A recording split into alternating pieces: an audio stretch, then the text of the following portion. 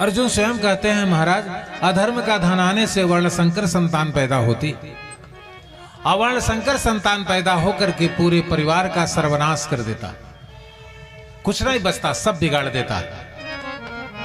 अधर्म का परिचय सुन रहे हैं कि जैसे परिश्रम का धन जो होता है, जैसे आप विद्यालय चलाते हैं तो विद्यालय से जो धन आता है ये पारिश्रम का धन है। सर्विस करने से, नौकरी करने से जो धन आता है वो परिश्रम का धन है। खेती करने से जो धन आता है वो परिश्रम का धन है। व्यापार में केवल उचित रेट पर सामानों को बेचने से जो फायदा होता है वह परिश्रम का धन कहा जाता है। लेकिन चोरी और बेईमानी का धन ले आकर के घर में जब वो भोजन बनता है उससे स्त्रियां दूषित हो जाती हैं और घर में वर्णसंकर संतान पैदा होती।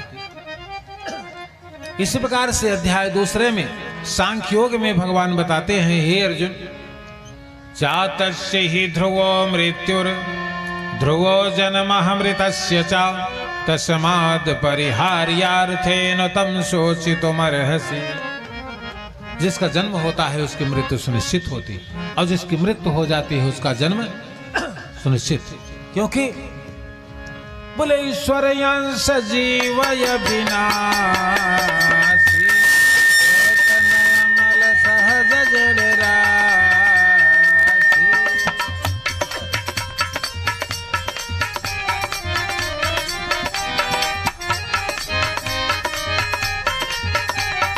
जीव जब ते हरिते बिलगाने तब ते देह गेह लपटाने।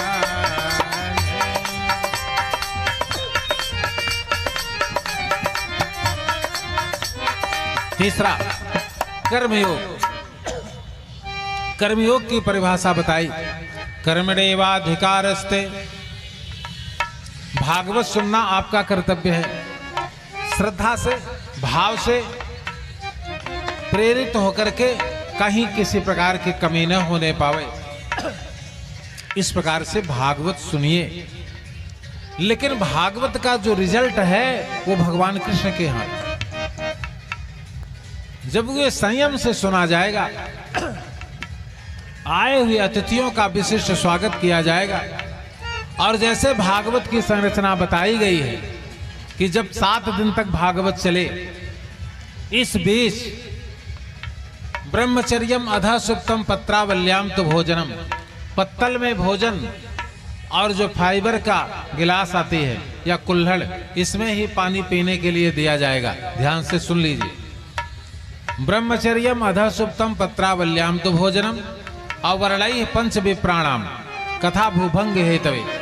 कथा में जो 4-5 ब्राह्मण आए हुए हैं उनका सम्मान करना। क्यों?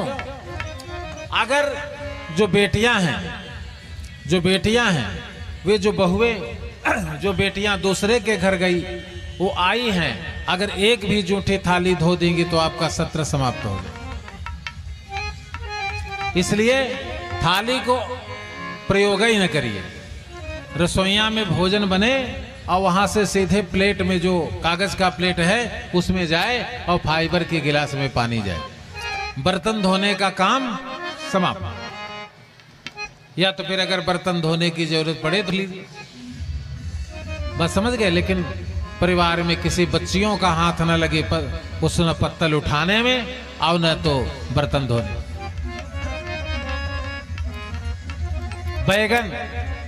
बैगन, लहसुन, प्याज, मसूर, कोहड़ा न और पेठा। नियम से संयम नियम कबहु नहीं डोलें और परुष वचन कबहु नहीं बोलें। किसी के ऊपर क्रोध नहीं करना। हाँ, परिवार है, भागवत सत्र चल रही है ना, तो आवश्यकता पड़ सकती है क्रोध होने की, क्योंकि देवता, दानव, राक्षस सभी जो है आकर के यज्ञ को बिगाड़ने का प्रयास करते हैं। लेकिन ऐसा नहीं होता, हम रहते हैं वहां पर। होता नहीं आएंगे। क्यों सुधाकर जी? आएंगे नहीं, लेकिन सचेत होकर रहना जरूरी। किसी बात पर क्रोध न हो, इस पर सावधानी बरतेंगे। और विधिवत ब्राह्मणों का पूजन, देवताओं का पूजन, सत्र का पूजन विधिवत से करते रहें। वैसे आपके परिवार में भाव बहुत है, जिस प्रकार से यशवंत जी ने उन्होंने निर्देश दिया है, किसी प्रकार की कमी नहीं हो रही है। हम आचार्यगण संतुष्ट हैं आपके परिवार से। इसलिए लगता है हमको कि भागवत भगवान की कृपा होगी आपके परिवार के ऊपर और आप उत्तरोत्तर वृद्धि को प्राप्त करते रहेंगे। जो भी आपके मन में भावना है उसको भगवान श्री कृष्णचंद्र अवश्य पूरा करके जाए। कर्मणेवाधिकारस्ते मां फलेषु कदाचन मां कर्म फल हेतुर्भुवो माते संगो वस्तु कर्मणि। चौथे अध्याय में ज्ञान कर्म योग, पांचवें में ज्ञान कर्म संन्यास योग, काम्यानाम कर्मणा न्यासम संन्यासो कवियो विदु। छठवें अध्याय में आत्म संयम योग, सातवें में ज्ञान विज्ञान योग और आठवें में अक्षर ब्रह्म योग।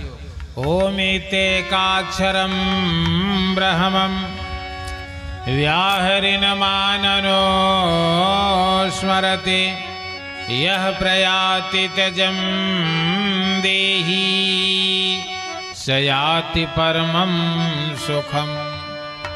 कहते हैं मरते समय जिसके मुंह से ओम नारायण नमः शिवाय सीताराम जो भी मंत्र निकल जाता है वह फिर संसार में दोबारा नहीं आता।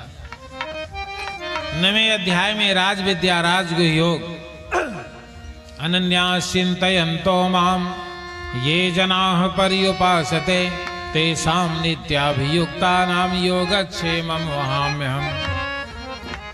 10वें अध्याय में देवर्षि नारद ने विभूति योग बताया। आदित्यानाम अहम विष्णु ज्योतिषाम रविरंशुमान मरीचिः मरुतम अस्मि नक्षत्राणाम अहम शशि। 11वें अध्याय में व्यापक विश्व रूप दर्शन का दिग्दर्शन दिया। 12वें अध्याय में भक्ति योग, अदेष्टा सर्वभूतानां मैत्रः करुण एव च निर्ममो निरहंकारः सम दुःख सुख शमी संतुष्ट सत्तम योगी यतात्मा दृढ़निश्चयः मयि अर्पित मनोबुद्धिर यद मद्भक्त समे प्रिय। 13वें अध्याय में क्षेत्र क्षेत्रज्ञ विभाग योग, 14वें में गुणत्रय विभाग योग, 15वें में पुरुषोत्तम योग और 16वें में देवासुर संपद विभाग योग, 17वें में श्रद्धात्रय विभाग योग बता करके 18वें में मोक्ष कर्म संन्यास योग बता दिया, लेकिन ज्ञान वैराग्य नहीं। नारद ने कहा हे भक्ति माता मुझे समय दीजिए, 1 घंटे में मैं अपने गुरुदेव के पास जा रहा हूं। क्योंकि ये कौन है?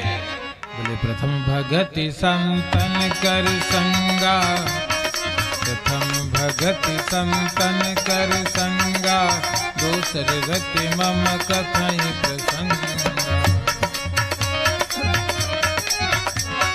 गुरुपद पंकज सेवा तीसरी भगति मान, चौथी भगति मम गुण गण करहि कपट तजिगान। मंत्र जाप मम दृढ़ विश्वास, मंत्र जाप मम पासम भगति सुवेद प्रकाशा। छठ दम शील विरति बहु कर्मा, निरत निरंतर सज्जन धर्मा। सातम मोहिमय सम जग देखा, मुझसे अधिक संत कर लेखा।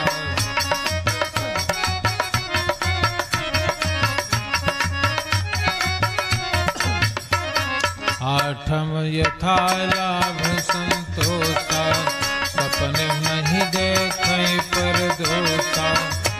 सरल सब सन छलहिया, मंधरो सहिया हरस नदिया। बोले वृंदावन बिहारी लाल के जय हो। सनत कुमारों ने कहा देवर्षि नारद कोई आवश्यकता नहीं है ब्रजमंडल जाने की। ये तुलसी दल लो और हरिद्वार में आनंद घाट नाम का एक घाट है, उस घाट पर श्रीमद् भागवत महापुराण की कथा करवाओ। अगर तुम्हें वक्ता मिलते हैं, नहीं मिलते हैं तो हम लोग भागवत की कथा सुनाएंगे चारों भाई। और भागवत की कथा जैसे ही प्रारंभ करोगे वैसे ही यहां से 300 किलोमीटर दूर ब्रज में आप भक्ति ज्ञान वैराग्य चलकर चले आएंगे। प्रारंभ हुई भागवत आनंद घाट पर। श्रीमद् भागवतम पुराण तिलकम यद वैष्णवानां धनम यस्मिन् पारमहंसमेव मललं ज्ञानं परं गीयते।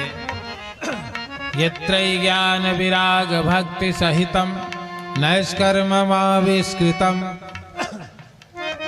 यत् शृण्वन् प्रपठन् विचारय परो बोले भक्त्या विमोचेन।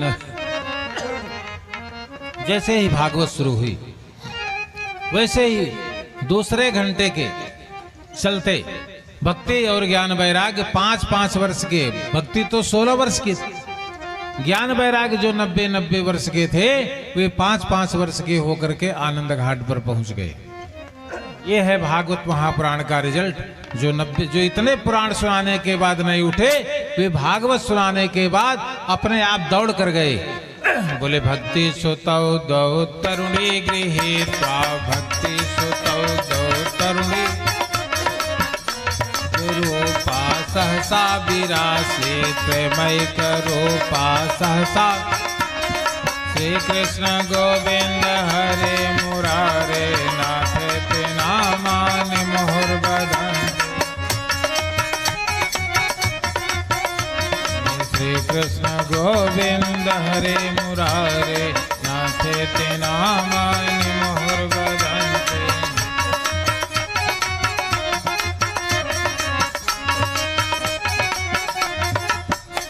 बोले भक्ति माता की जय हो। इस प्रकार से ज्ञान और वैराग्य और भक्ति की कथा को दिव्य बताते हुए भागवत महापुराण में अत्रते कीर्तयिष्यामि इतिहास पुरातनम अस्य श्रवण मात्रेण पाप हानि प्रजायते। श्री सुखदेव जी ने कहा यम प्रव्रजन्तमनु अपैतम पेत कृत्यम बोले द्वैपायनो विरह कातरया जुहाव। त्रेति तन्मयतया तरवोऽभिनेदो तं सर्वभूत हृदयं मुनिमानतोषमे।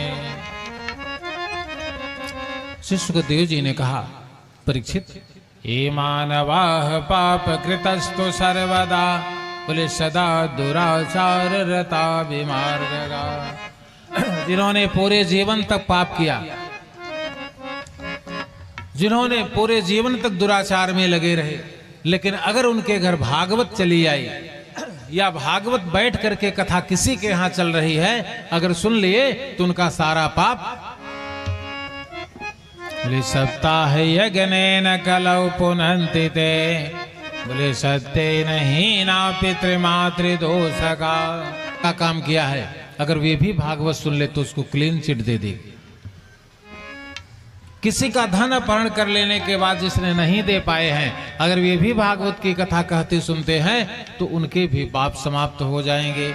इस प्रकार से दक्षिण भारत में एक आत्मदेव नाम का व्यक्ति रहता था। आत्मदेव पुरे तस्मिन् बोले सर्व वेद विशारदः श्रौत समार्त निष्णातः बोले द्वितीय इव भास्करः। इसकी पत्नी का नाम धुंधली था। इसको कोई बच्चे नहीं थे। धुंधली बराबर अपने पति को गालियां दिया करती थी जबकि बड़े विद्वान थे। एक दिन बेचारे क्या करते, पत्नी से ऊब करके प्राण त्यागने के लिए चल दिए। एक सरोवर में गए और जैसे ही सरोवर में पहुंचे वहां पर एक दिव्य से दिव्य साधु पहले से ही खड़ी थी। साधु को देख करके आत्मदेव उनके चरणों पर गिर पड़े। साधु ने कहा क्यों आत्मदेव बताइए, संकट के समय धीरज समाप्त करने के लिए क्यों चले हो? इतने बड़े ज्ञानी हो तुम, इतने बड़े पुण्यात्मा हो तुम, यही कार्य करना तुमको बाकी रह गया। आत्मदेव ने कहा महाराज क्या करें, पुत्र नहीं है, पत्नी रोज गाली देती है, गाय को खरीद कर ले आता हूं, गाय बंध्या निकल जाती है, आम के वृक्ष लगाते हैं उसमें फल ही नहीं लगते। उस सन्यासी ने कहा, सप्त जन्मार्जितम चैवा, तुम्हारे ललाट में लिखा है 7 जन्मों तक पुत्रम नैव च नैव च, न तो पीछे पुत्र थे 7 जन्मों तक और न तो 7 जन्मों तक आगे हो। लेकिन अगर तुम आए हो तो तुम्हें खाली हाथ न भेजेंगे। सन्यासी ने ऐसे हाथ किया और एक दिव्य फल सन्यासी के हाथ में आया और कहा, इसे ले जाकर अपनी पत्नी को खिला देना, एक सूर्य के समान पुत्र पैदा हो। सन्यासी इतना कहकर अंतर ध्यान हो गए। आत्मदेव जानते तो थे कि फल खाएगी नहीं, क्योंकि जो पति कहते थे उसके उल्टे चलती थी। ले आए तो कहा, कौन ढोंगी है जिसने बता दिया तुमको कि फल से पुत्र पैदा होगा। फिर गाली दिया 2-4 और फल को ले लिया। इसी समय उसकी बहन आती है। बहन ने कहा, मुझे पुत्र होने वाला है, फल को चेक करने के लिए गाय को खिला दो, और मुझे पुत्र होगा तो हम तुम्हें पहुंचा देंगे, उसके बदले में हमको धन दे देना। और जब दूध की बात आएगी पिलाने की, तो तुम अपने पति से बता देना कि मेरे बहन को पुत्र हुआ था, वो पुत्र मर गया, उसे बहन को बुला लो, वही दूध पिलाएगा। पूरा जो है एक नाटक की तरह रच लिया धुंधली ने। क्योंकि कपटे कुटिल कलह प्रिय क्रोधी, कपटे कुटिल कलह प्रिय क्रोधी, वेद विदोषक वेश विरोधी।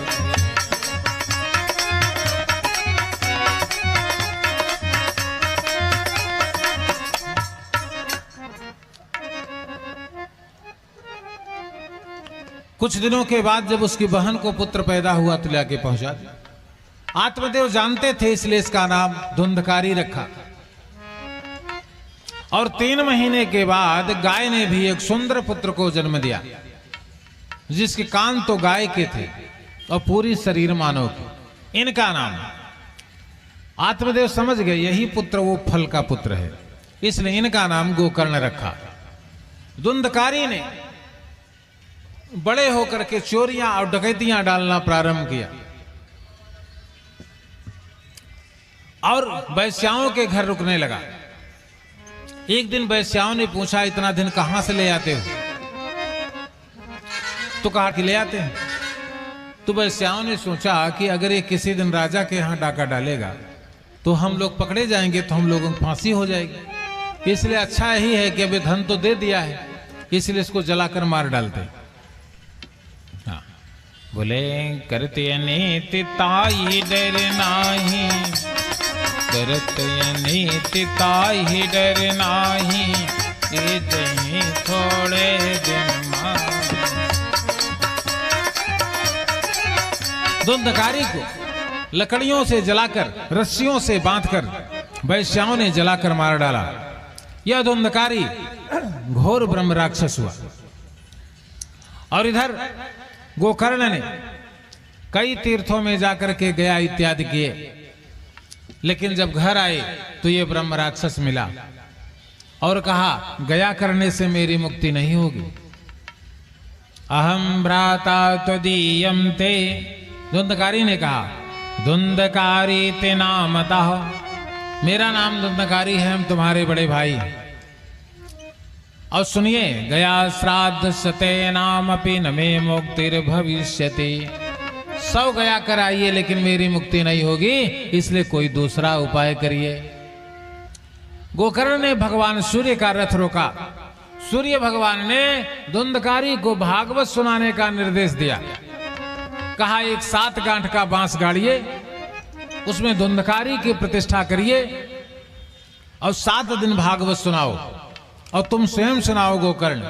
और 7 दिन की भागवत सुनने के बाद वो बांस फटेगा और धुंधकारी स्वयं विष्णु स्वरूप हो जाएगा।